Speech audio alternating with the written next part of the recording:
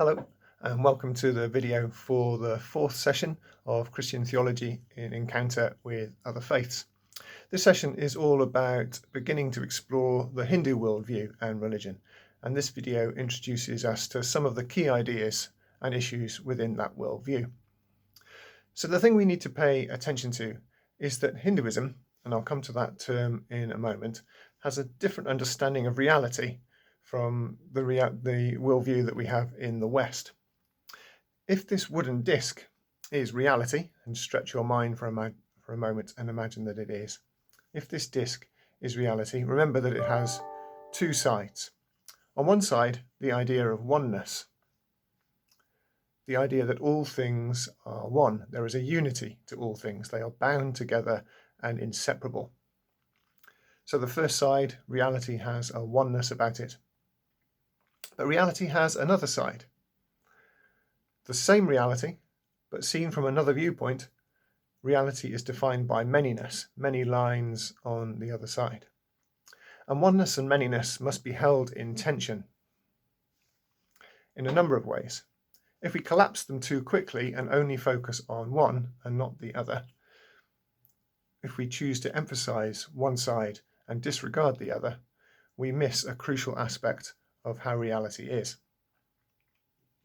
And the image on this disc, which you may have seen, is relevant to this, the image of an elephant, because there is an ancient parable from India about how, according to the story, although there is one elephant, a king blindfolded his servants and told them each to hold a different part of the elephant. They each thought they were holding a very different thing. The ear felt like some leather, the trunk like a branch, the tail like a snake, a leg like the trunk of a tree, and so on. But the king knew the truth, that it was all one thing. So it is with Hinduism. We may each think that we're holding something quite different. We may each think that what we're holding is the singular truth in itself, but the reality is that we are all holding part of one reality. Now, this applies at the level of Hinduism itself, because it is in fact many different paths, many different practices, and many different religious approaches. But when Western Christians came to India, they lumped it all together for convenience and called it Hinduism as a way for managing it. And that was partly wrong of them, because they are genuinely quite different paths bundled together within Hinduism. But it was also understandable and partly right of those Western Christians, because these different paths do share a common worldview, that reality is one and many. But this oneness and manyness is also true at the level of different religions, as we'll come to in more detail in the next session. It may seem as though we each belong to many different religions, each doing different things, but from a Hindu perspective, the reality is that we are all one, like different entrances into the same house. So Hinduism finds it very easy to absorb the ideas of another religion, like Christianity, because for many Hindus, the differences aren't so crucial. But this tension between oneness and manyness applies at a more fundamental level, at the level of every single thing within the universe, and the universe itself. So everything is regarded as having a soul, an Atman, but the universe also has one big soul, the Brahman. Or for some Hindus, the universe is the Brahman. There is not even a distinction between the universe and Brahman. They are one.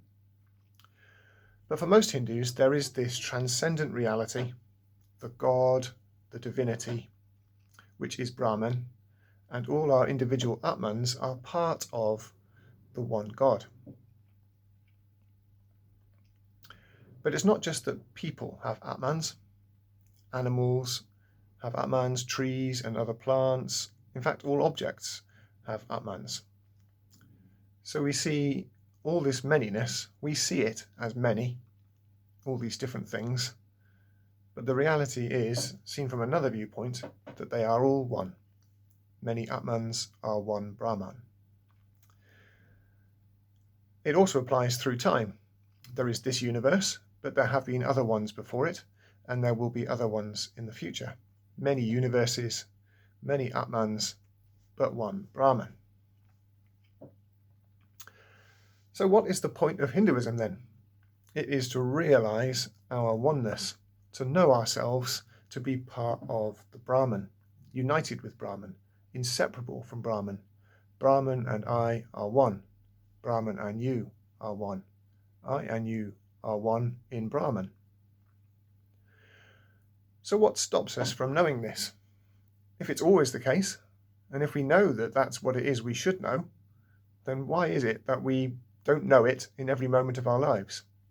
What stops us from living in accordance with this true oneness?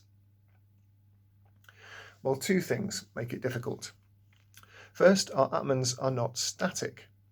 When we die, our Atmans move into another creature, another thing, hopefully going up the ladder of life into a higher creature. So an Atman starts off further down, say in a slug, and is reborn into something better, say a squirrel, and so on eventually until it occupies a person. But there are also different castes of people, and we'll talk about the issue of caste and how it operates later.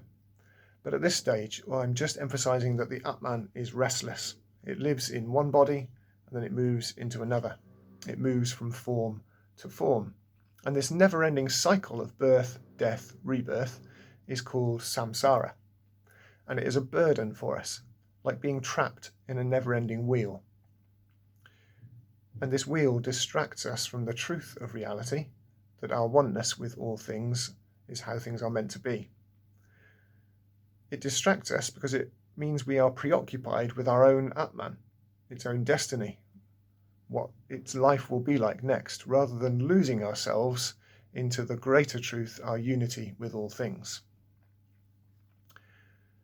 But there comes a point when our Atman is released from this cycle, set free from it, a moment of moksha or mukti, liberation, when our Atman is united with Brahman, or knows itself to be united with Brahman. And that mostly happens at the point of our last death, when our last body dies and we are united with Brahman.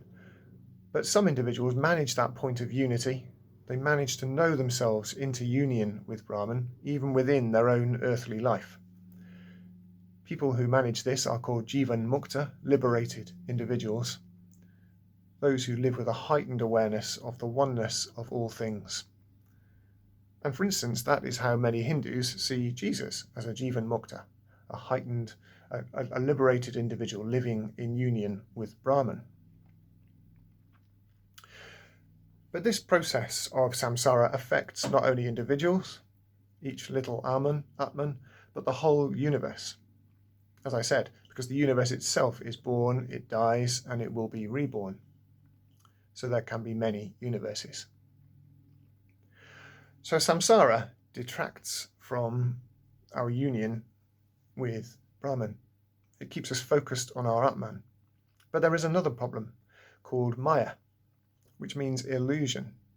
We live with this cloak of illusion, meaning that we perceive the manyness of things as the main way of seeing, and so we neglect the other truth, the oneness of all things. So Hinduism is a set of practices and disciplines which is all about freeing ourselves from illusion and from samsara, enlightening us so that we are reconciled with and liberated into union with Brahman. But just a brief word about Brahman for a moment, which for many Hindus is simply God. But you may also be aware that Hindus speak of many gods. So, do they believe in one God or many gods? Well, the answer is both.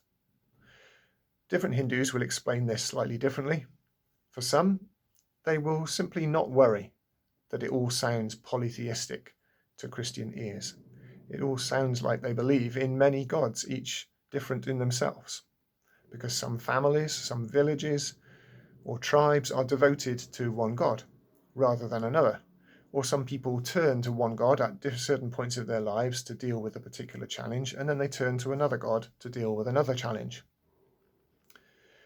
But at a more scholarly level, which is true to the ancient Hindu texts in themselves, people can explain it like this, that all the many gods called Murti, like Ganesh, Krishna, Vishnu, Shiva, and so on, the names of the many gods, that all those gods are manifestations or forms of the one God, Brahman.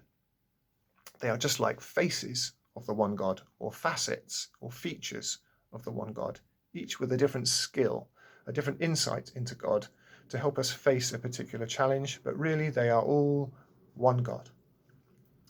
So oneness and manyness. At the level of Hinduism itself, a religion with many different paths, but still a unity.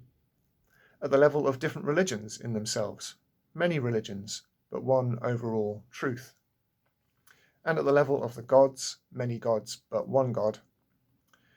And at the level of our Atmans, many Atmans throughout the universe, many universes, but one Brahman. We'll think about the details and the implications of this rich and dynamic universe of Hindu thought when we meet. So bring all your questions, whether one or many.